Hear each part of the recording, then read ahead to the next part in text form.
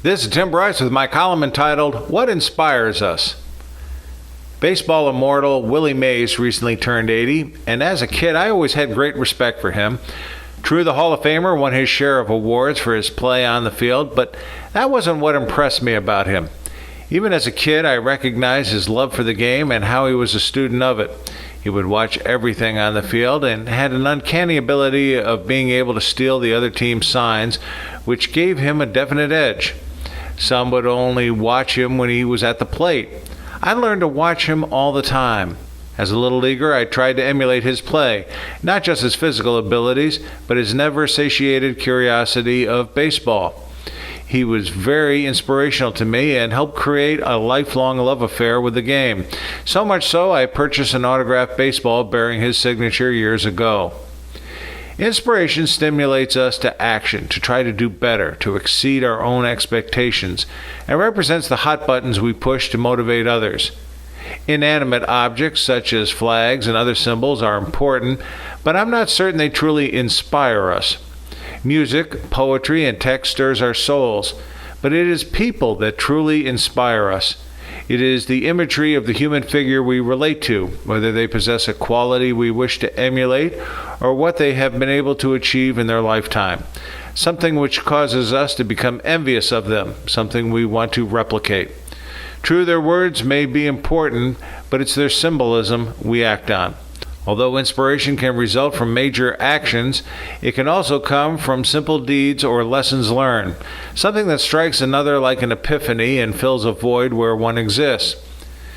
There are essentially two characteristics causing people to become role models for others, either who they are, their station in life if you will, or what they have accomplished. As to the former, we look to others for guidance and leadership and invest our trust in them. Whether it is a teacher, a coach, a member of the clergy, an officer in the military, a government official, or whatever. We believe in what they say and what they represent, and as long as they maintain a clean record, they will always remain an inspirational symbol for others to emulate. However, should their reputation become tarnished, people will readily abandon them. I tend to believe people are more inspired by the accomplishments of others who are measured by their ability to get things done, particularly in the face of adversity. They stood against the status quo and against all odds. Although we remember those who were successful, we also find admiration in those who tragically failed. It is the fight in their eyes that spurs us on, to stubbornly push on, not knowing whether we will win or lose. It is this courageous tenacity to boldly go where nobody else has gone before that people gravitate towards. It is their hard work, their sacrifice, their accomplishments that inspire people to action. For example, if he or she can do it, so can I. Even if the person's reputation is soiled, their accomplishment is not. Case in point, baseball's Pete Rose. Even if you think his reputation has been ruined, you have to tip your hat to him for his 4,256 hits, a major league milestone which will likely never be broken. Those that inspire us tend to be quotable. There was either something the person said or a lesson they indelibly impressed upon our mind. This is particularly true of religious leaders such as Jesus Christ, Muhammad, Buddha, and Confucius. Their quotations help make the hard connection between ourselves and the other person. The people who inspire us says a lot about ourselves, how we think, our interests and priorities.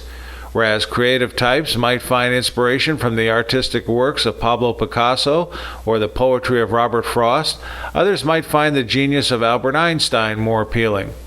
Many find inspiration in the work of Mahatma Gandhi. As for me, I see much of his work as admirable, but not inspirational. Instead, I find inspiration from other types of people.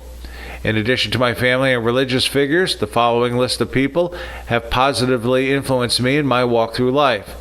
See if you can glimpse into my personality. First, there was Winston Churchill. I've read a lot about Churchill over the years and have even visited his home in Chartwell.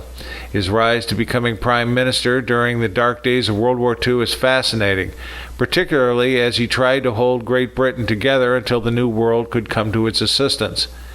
As a writer, his history of the English-speaking people was magnificent. And as a cigar aficionado, I envied his cigar humidor featuring over 10,000 cigars. When I visited his home, I went to his study where I could imagine him working at his stand-up desk. I stood there for quite some time taking it all in. I think it's Churchill's defiance of Hitler, his oratory, and immense curiosity about everything that I'm attracted to. My favorite quote of his is, "Nothing can save England if she will not save herself. If we lose faith in ourselves and our capacity to guide and govern, if we lose our will to live, then indeed our story is told." Next, we have Abraham Lincoln. Lincoln was another favorite subject I studied. His rise to the presidency and his ability to turn former adversaries into friends is a lesson for us all. I also admired his ability to stay focused during the Civil War, even under the weight of his own son's death.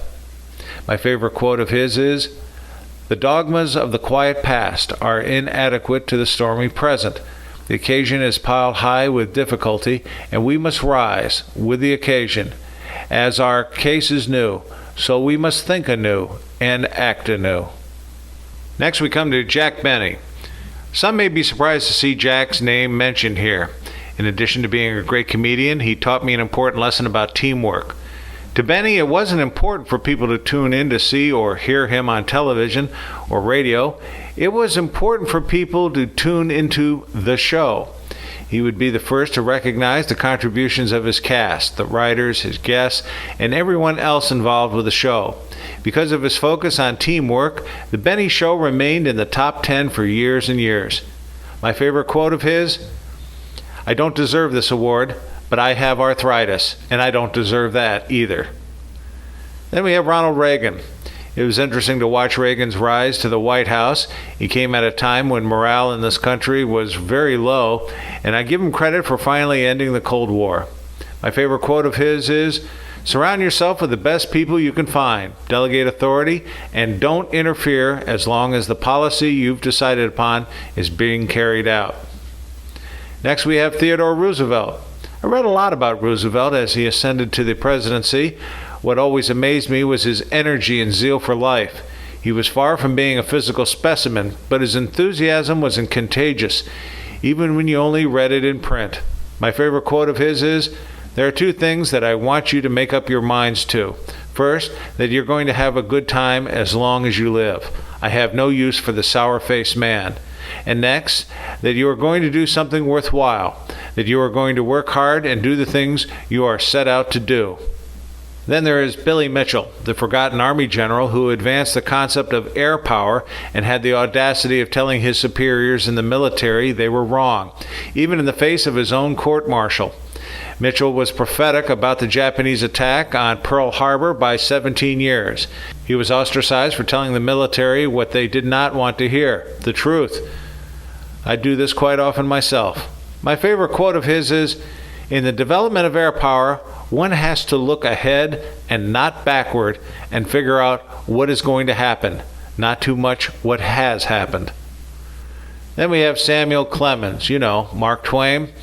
More than just his adventures around the world as documented in his many books, Clemens inspired me by saving himself from bankruptcy and saving the honor of his family by starting his career over again in his late 50s. And as any writer who has studied his work can tell you, his mastery of the English language, his use of words and sentence structure was incomparable. My favorite quote of his is, "It is strange the way the ignorant and inexperienced so often and so undeservedly succeed when the informed and the experienced fail." So what does this list say about me? That I'm attracted to people who are unabashed visionaries, not afraid of adversity, they're resolved in themselves and their cause, and to rise above their limitations to achieve their goals. As for Willie Mays, I was just glad to see him play the game he loved. My favorite quote of his was honest and something I took to heart. He said, "In order to excel, you must be completely dedicated to your chosen sport. You must also be prepared to work hard and be willing to accept constructive criticism. Without 100% dedication, you won't be able to do this."